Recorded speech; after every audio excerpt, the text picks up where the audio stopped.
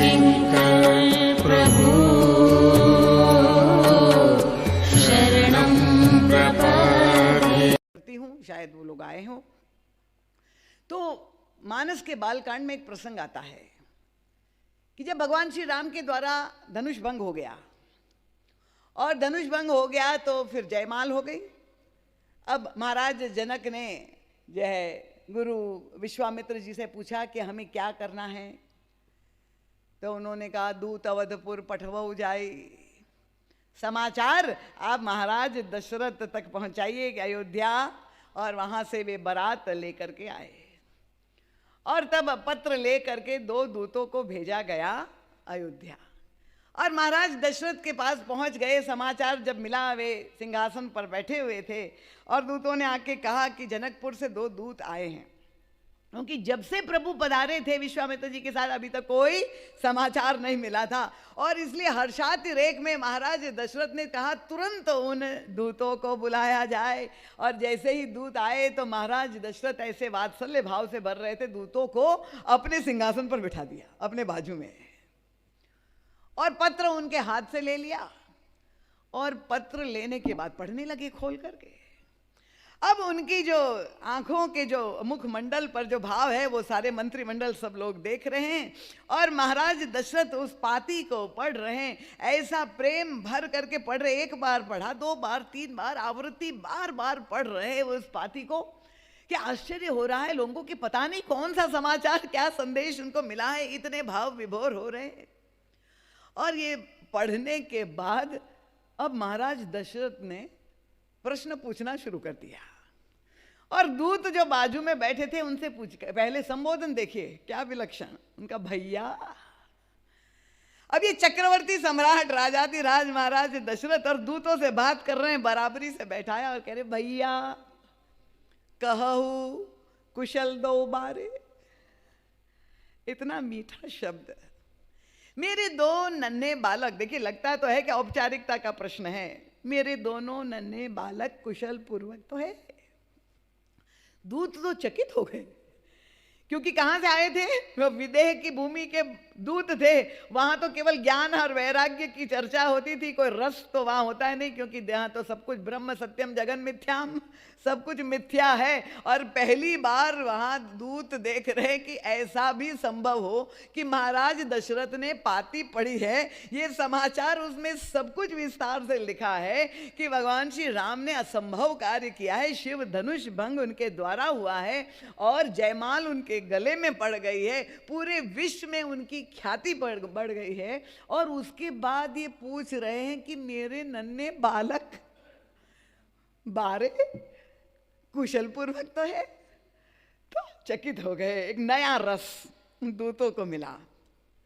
कहते ये तो अद्भुत, महाराज दशरथ चकित से हैं, उनको देख रहे हैं। और तब जब कोई उत्तर नहीं दिया, कोई प्रभाव नहीं दूतों पर, कोई प्रयास भी नहीं है, तो महाराज दशरथ देख रहे हैं। तो उनको मन ही मन में ये सोच रहे हैं कि ये जब कोई प्रति जो है उत्तर नहीं दे रहे, इसका मतलब कि ये साधारण दूत है। राजा ने जो मैसेंजर के रूप में, पोस्टमैन के रूप में, कोई कोरियर को जैसे चिट्ठी आप देते हैं, उन्होंने देखा वेखा नहीं, केवल पत्र लेकर के चले। तो उन्होंने प्रश्न अब देखिए जड़ी लगा दी, आपने देखा है कि नहीं, कुशल पूर्वक के है। आप जब उत्तर कुछ नहीं दे रहा है, इसका मतलब कि आपने देखा नहीं है, यही पहले तो मान लिया। और फिर अपने आप ही महाराज दशरथ प्रश्न भी पूछ रहे हैं, उत्तर भी दे रहे हैं। उनका अगर आप कहें कि आपने देखा है, तो मैं ये जानना चाहता हूं कि तुमनी के निज नयन निहारे। अगर आपने देखा है तो निज नयनों से देखा है। अब दूतों को अब नया रस मिलने लगा कि भाई कोई व्यक्ति देखेगा तो अपने ही नेत्रों से देखेगा। ये कितना विलक्षण प्रश्न महाराज दशरथ कर रहे हैं कि आपने निज नयनों से देखा है। और यहां पर ही नहीं रुक गए, महाराज दशरथ कह रहे कि अगर आपने अपने निज नैनों से भी देखा है तो मैं ये जानना चाहूंगा कि आपने भली प्रकार से देखा है कि नहीं, नीकी प्रकार से देखा है कि नहीं। अब दूतों को जो आनंद मिल रहा है उनका उत्तर देने की अपेक्षा प्रश्न सुनने में अधिक आनंद आ रहा है। कोई उत्तर नहीं दे रहे हैं और महाराज दशरथ मन ही मन सोच रहे हैं। जहां उन्होंने कहा, जब कोई उत्तर नहीं दिया तो महाराज दशरथ को लगा कि हाँ, सारे संसार के राजा महाराजा राजकुमार आए होंगे। अब ये दूत कैसे उत्तर दे, जहां इतने हैं इसमें हमारे दो पुत्रों को कैसे पहचाने। तो महाराज दशरथ को लगा कि भाई लक्षण बताना पड़ेगा। तो उनका तो नहीं, अब बुरा मत मानिए, मैं आपको बता दूं, मेरे ये जो दो बालक है उसका रंग कैसा है। एक सांवले रंग का है, एक गौर रंग का है। श्यामल गौर जहां कहा तो दूत सोचने लगे कि जहां लाखों की संख्या में आए, कितने सांवले और कितने गौर, गजब है ये जो है महाराज दशरथ लक्षण बता रहे। तो महाराज दशरथ ने कहा नहीं नहीं, मैं और बताता हूं, केवल सांवले गोरे नहीं, उनके हाथ में धनुष बाण वो धारण करते। श्यामल गौर धरे धनु था। तो दूतों ने सोचा कि धनुष बाणधारी भी कितने राजा आए थे, पर ये तो मूक संवाद है। मैंने कहा कि जब तक हम भ्रमर नहीं बनेंगे तब तक उस अंतराल का मकरंद का आनंद नहीं ले पाएंगे। ये तो महाराज श्री हमको ले जा रहे हैं मानस में, सर्वत्र आप देखेंगे। अगर मानस का मकरंद पाना है तो आपको परम पूज्य महाराज श्री राम किंकर जी की दृष्टि अवश्य प्राप्त करनी पड़ेगी, उसके बिना संभव नहीं है। तो महाराज श्री जो संवाद हो रहा है, मूक संवाद, केवल संकेतों में उसके अंतराल का आनंद अनुभव कर रहे। और तब जब महाराज दशरथ ने कहा एक और लक्षण है उनका, श्यामल गौर धरे धनुभाता बै किशोर। ये किशोर अवस्था के हैं मेरे दोनों बालक। तो दूतों को लगा भाई किशोर अवस्था पे कितने राजकुमार आए हुए थे, श्यामले रंग का, गौर रंग का, धनुष्माणधारी भी कितने थे। तो महाराज दशरथ ने कहा नहीं, एक ऐसा चिन्ह है जिसे अवश्य आप उनको पहचान जाएंगे, क्योंकि ये मेरे दोनों नन्हे बालक अकेले नहीं गए थे। उनका जो विश्व प्रसिद्ध संत है कौशिक मुनि सा था, ये संत विश्वामित्र जी के साथ मेरे दोनों राजकुमार गए। ये सुन लिया, फिर भी दूतों का कोई उत्तर नहीं। और तब महाराज दशरथ को लगा कि लगता है मेरे प्रश्न करने से ये नाराज हो गए हैं, ये रुष्ट हो गए हैं। उन्होंने उनको देख लिया है और ये समझ रहे हैं कि इतने प्रश्न कर रहे हैं। तो महाराज दशरथ ने कहा कि अच्छा, मैं मान लेता हूं कि आपने देख लिया है, नीकी प्रकार से देख लिया है, निज नयनों से देख लिया है, पर मैं विश्वास नहीं करूंगा। मैं ये जानना चाहता हूं कि खाली देख ही लिया है कि परिचय भी हुआ है, परिचय हुआ है कि नहीं। फिर भी दूत प्रश्न का उत्तर नहीं दे रहे, आपकी तरह मौन बैठे। और तब महाराज दशरथ ने कहा अगर आप ये कह दे कि परिचय भी हो गया है तो मैं विश्वास करने वाला नहीं हूं। उनका अगर आप ये कहते हैं तो मैं पूछना चाहूंगा, पहचानो तुम कहु स्वभाव। अगर पहचान हो गई है तो आप उनका स्वभाव कैसा है वो मुझे आपको बताना पड़ेगा। और फिर एक प्रश्न और कर दिया, ऐसी जड़ी लगा दी प्रश्नों की, दूत तो मंत्र मुग्ध हो गए प्रश्न सुन करके। उन्होंने ये अंत में कहा, कहो विदे कवन विधि जाने। उनके महाराज विदे वो तो देह भाव से जहां ऊपर है, देह को मिथ्या मानते हैं, उन्होंने हमारे दो पुत्रों को कैसे पहचाना। ये ऐसे अद्भुत प्रश्न सुनने में लगते हैं, पर परम पूज्य महाराज श्री कहते हैं ये सारे प्रश्न प्रत्येक साधक को अपने आप से करने चाहिए। जो भक्ति साधना में चल रहे हैं कि हमें मंदिर में, क्योंकि ये पहला प्रश्न उन्होंने यही तो किया था कि तुम नीके निज नयन निहारे।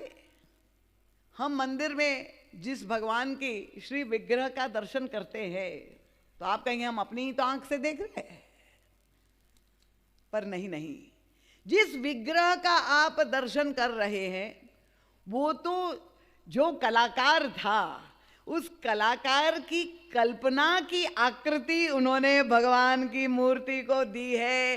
वो कलाकार ने अपनी आंखों से जो देखा है वो मूर्ति उतार दी है। उनका दर्शन करके अगर ये हमारे निज नयनों का दर्शन नहीं है, हम जो दर्शन कर रहे हैं वो कलाकार की आंखों से हम भगवान को देख रहे हैं। जैसे हम कथा सुन रहे हैं, अब कथा में जब हम वर्णन सुनते हैं भगवान के स्वरूप का, मोर पंख सिर सोहत नीके उच्च बीच बिच कुसुम कली के दिव्य वर्णन, जब सौंदर्य का हम दर्शन कर रहे हैं और जो कथावाचक वर्णन कर रहा है, जो लेखक लिख रहा है, उसको पढ़ करके सुनने का तो उसका आनंद है, पर उसका फल क्या होना चाहिए कि वो सुनने के बाद, उस वर्णन का दर्शन करने के बाद हमारे अंतःकरण में उत्कंठा जागृत हो जाए कि हम इन प्रभु जो इतने सुंदर है, हम जब तक अपने निज नेत्रों से अपने अंतर हृदय में उसका दर्शन ना करें तब तक तो उसकी सार्थकता नहीं है। तो केवल बाहर की आकृति का दर्शन ही दर्शन नहीं है। उन्होंने कहा, ये जो है गोस्वामी तुलसीदास जी कहते हैं कि यहाँ एक क्रम है, देखना निज नयनों से देखना, भली प्रकार से देखना, और देखना ही यथेष्ट नहीं है, परिचय होना भी आवश्यक है। अब मान लीजिए हमारे रघुनंदन जी गवर्नर के रूप में चुने गए,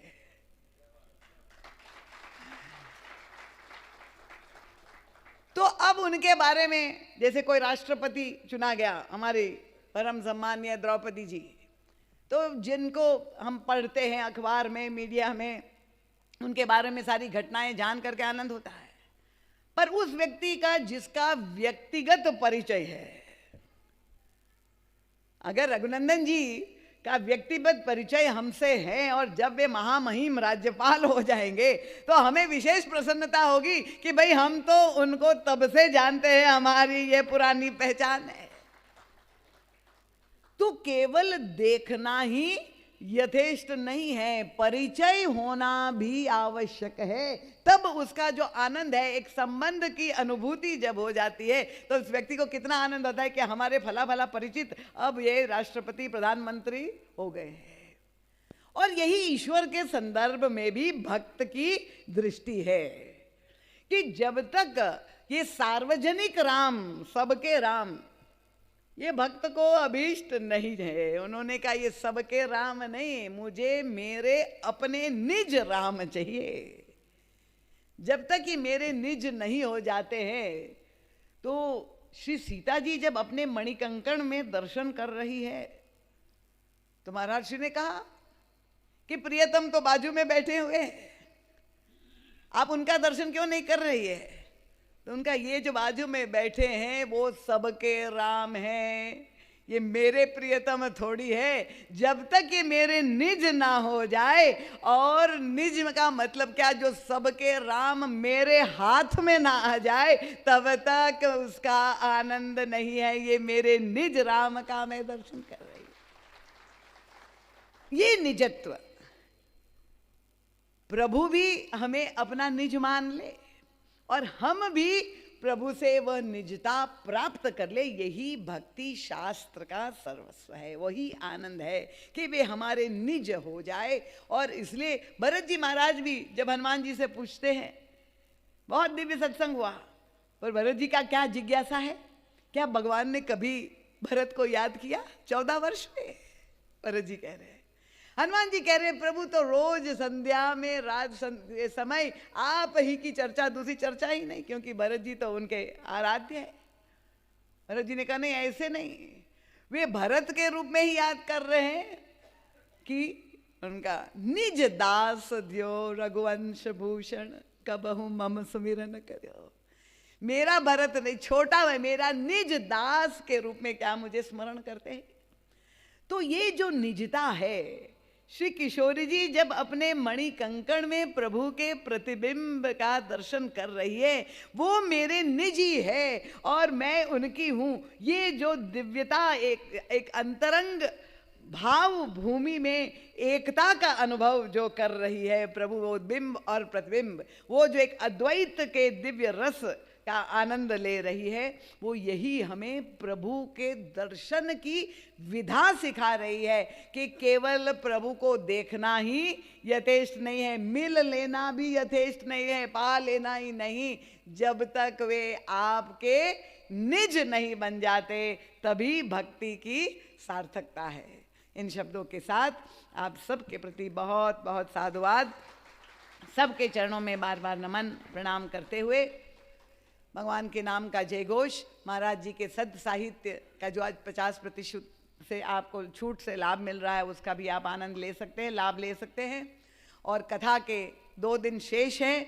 आप लोग जो भी अपने इष्ट मित्र परिचित जिनको भी समाचार ना अभी तक प्राप्त हुआ हो, यद्यपि अखबारों में कथा आ रही है, तो सबको कथा में आनंद लेने के लिए शनिवार रविवार ये 2 दिन हैं, उसका आनंद लें। भगवान के नाम का जय घोष करें। बोलिए सियावर रामचंद्र भगवान की जय। पूज्यपाद गोस्वामी तुलसीदास जी महाराज की जय। बोलिए सद्गुरुदेव भगवान की जय।